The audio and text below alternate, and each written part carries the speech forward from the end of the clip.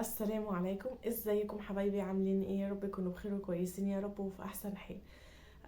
عاملين ايه؟ يا رب تكون صحتكم كويسه. ان شاء الله نبدا فيديو جديد مع بعض النهارده. اتمنى تكونوا كويسين ويعجبكم باذن الله. ما تنسوش تعملوا لي سبسكرايب للقناه وتفعلوا زر الجرس، ولو عجبكم الفيديو النهارده دوسوا لي لايك ليه.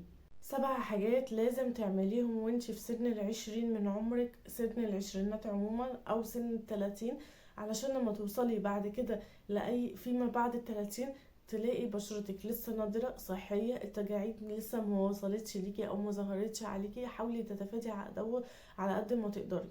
اول حاجة وهي عدم الافراط في وضع الميك اب. يعني ايه؟ يعني ما تكتريش في وضع الميك اب. في ناس بشوفها حرفيا والله العظيم بشرتها ديت، يعني الناس اللي بتبقى حاطه بودره جامده قوي وفاونديشن جامد قوي وبيبقى بقى عامل ايه، مخلي بشرتها محببه كده. الناس دي بشرتها بصراحه في رعايه الله يعني.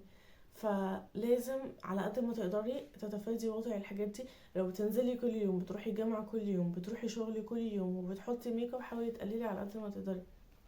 كفاية قوي الكونسيلر عليكي او كريم مرطب للبشرة والحاجات اللي هي الخفيفة الحلوة بتاعتنا دي. تاني نقطة بقى وهي انك لو حاطة ميك اب ما ينفعش تنامي بيه على طول. يعني لازم قبل ما تنامي تكوني شايله الميك اب، تكوني عامله الروتين الحلو بتاعك، علشان خاطر وانت نايمه انت بتتنفسي وبشرتك كمان لازم تتنفس، من حقها عليكي ان هي تتنفس. ما ينفعش تبقي جايه من بره وحاطه ميك اب وتغيري هدومك وكل حاجه وتظبطي نفسك وتروحي نايمه بالميك اب. لازم تغسلي وشك بغسول وتشيلي الميك اب باي نوع من ريموفر او اي طريقه بقى انت بتستعمليها لازاله الميك اب، وتنامي ببشرة نظيفة صحية تماما. تالت حاجة وهي النوم المنتظم. يعني ما ينفعش تنامي 3 ساعات. الناس اللي بتقعد للصبح اللي هي ما بتبقاش وراها حاجة دي، يعني البنات اللي بتسهر للصبح للساعة 6 و7 الصبح، الكلام ده غلط تماما. أول حاجة يربي لك هالات سودا. تاني حاجة بشرتك أصلا يظهر عليها الكبر والعجز على طول. فانت على قد ما تقدري لازم تنامي كويس جدا، مش أقل من 7 8 ساعات في اليوم. وبلاش النوم اللي هو الصبح ده بعد ما النهار يطلع علينا. ماشي لو بتصلي الفجر وتنامي مفيش مشكلة، بس انت ممكن تنامي وتصحي على ميعاد اذان الفجر وترجعي تنامي تاني. بس احنا حاليا في رمضان ما بننامش الا لما الفجر يأذن ونصليه وننام، تمام مفيش مشكله. انا بتكلم في الايام العاديه مش في رمضان. رمضان ده شهر استثنائي وهيعدي ان شاء الله. فانا بتكلم على الايام العاديه يا جماعه، لازم نوم منتظم مش اقل من 7 8 ساعات. رابع حاجة بقى وهي المخدة اللي بتنامي عليها أو الوسادة اللي بتنامي عليها. طبعا أنا قريت كتير وبحثت ولقيت إن هو ما ينفعش، إن في ناس كتير جدا اتكلمت في الموضوع ده قوي وقالت إن هو ما ينفعش إن احنا ننام على مخدة أو وسادة بيبقى القطن، من النوع اللي هو القطن. لأن القطن بيبقى فيه مشكلة. لو انت عامله روتين لبشرتك او حاطه سيرم او اي نوع من انواع الروتينات على بشرتك، كريم اي حاجه لعنايه لبشرتك، هتلاقي القطن ده بيمتص. طبيعي احنا عارفين ان القطن بيمتص اي حاجه، فبشرتك مش هتلحق تستفاد بيها. طيب الاحسن ايه؟ ان يكون عندك غطا للوساده ده، او اللي هو بالبلد ده كيس المخدة او كيس الخدادية اللي احنا بنقول عليه، لازم يكون من النوع اللي هو الحرير. طيب مفيش عندك الحاجات دي مش متوفرة، فاكرين انتوا الطرح بتاعت زمان اللي هي الحرير دي اللي هي كانت بتطلع كانت طالعة موضة فترة يعني. فالطرح دي ممكن تفرشيها على المخدة بتاعتك وتنامي عادي، وتبقى هي خطوة أساسية جدا جدا جدا لنفسك. كل يوم قبل ما تنامي لازم تحطيها وتنامي كده عليها والدنيا معاكي هتبقى تمام. يعني بنحلها بأي طريقة يعني. النقطة الخامسة بقى وهي الصن بلوك.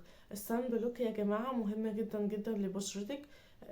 يعني بصراحة في ناس كتير اتكلمت عنه وانا كمان بتكلم وبقول ان هو مهم، مش صيف بس، لا هيبقى صيف وشتاء. بشرتك وارد تتعرض لأي حاجة، فلازم تكوني تكون محمية كده بالبلدي. تمام. طبعا الناس اللي هي المحجبين عادي بيبقى بشرتهم وايديهم كمان، ما تنسوش الايد دي عامل مهم جدا. اتكلمنا كتير قوي عن الموضوع ده. تاني حاجة بقى الناس اللي هي مش محجبين ممكن يبقى الرقبة ولو في مصيف بقى ولا حاجة يبقى الكتف مع الرقبة والايد طبعا والوجه، يبقى 4 اماكن اللي هما مش محجبين. فقد ايه مهم جدا جدا اهتموا بيه على قد ما تقدروا. النقطة السادسة واللي قبل الأخيرة وهي التمارين الرياضية. التمارين الرياضية مهمة جدا جدا جدا. صحتك، رشاقتك، جسمك، بشرتك، في كل حاجة حرفيا. تمرين رياضي، أي نوع تمرين بتحبيه ممكن تعمليه في البيت. يا ستي انت لو نزلتي روحتي السوبر ماركت اتمشيتي شوية ده كده بالنسبة لك رياضة. فعلى قد ما تقدري حاولي ان انت ما تهمليش التمارين الرياضيه دي، مفيده لجسمك ولصحتك ولكل حاجه في جسمك. فعلى قد ما تقدري ما تهمليها. اخر نقطه بقى وهي طبعا بتكلم عليها كتير جدا جدا ولازم اقولها على طول، وهي انك لازم تهتمي بالاكل الصحي. الاكل اللي فيه خضروات، الاكل اللي فيه كالسيوم، فيه بروتينات. طبعا كل الاكل اللي في الدنيا اكيد لازم يبقى فيه فوائد، بس الاكل اللي ليه فايده مش الاكل اللي احنا عارفينه. يعني خضروات الورقيه بقى كلها بانواعها، البيض، اللبن، السمك مهم جدا جدا للناس اللي ما بتحبوش. انا كنت واحده ما بحبوش، بس حاليا انا باكل كل انواع السمك بسبب لما عرفت مؤخرا ان بشرتي قد ايه وجسمي كله بيستفاد من الحاجة دي. فخلي بالكم يا جماعة كويس، بشرتكم دي أمانة في رقبتكم، جسمكم كله. ربنا ادانا الصحة دي وادانا كل حاجة حلوة في حياتنا، فما نحاول على قد ما نقدر ما نهملهاش. انا مش عارفة مالي عاملة كده ليه. الصحة مش رفاهية. الصحة ديت اجبار عليك ان انت تحافظي عليها، مش على بشرتك بس، على كل حاجة في حياتك. كل حاجة ربنا اداهالك، صحتك بقى، بأبصارك، آه، جسمك، كل حاجة، رجلك، كل حاجة ليها عليكي حق ان هي ترتاح. خلي بالك من نفسك، وان شاء الله باذن الله يكون الفيديو عجبك. ما تنسيش تعملي لي سبسكرايب للقناه لو انت لسه ما اشتركتيش، وتفعلي زر الجرس. ولو عجبك الفيديو النهارده دوسولي لايك ليه. مع السلامه.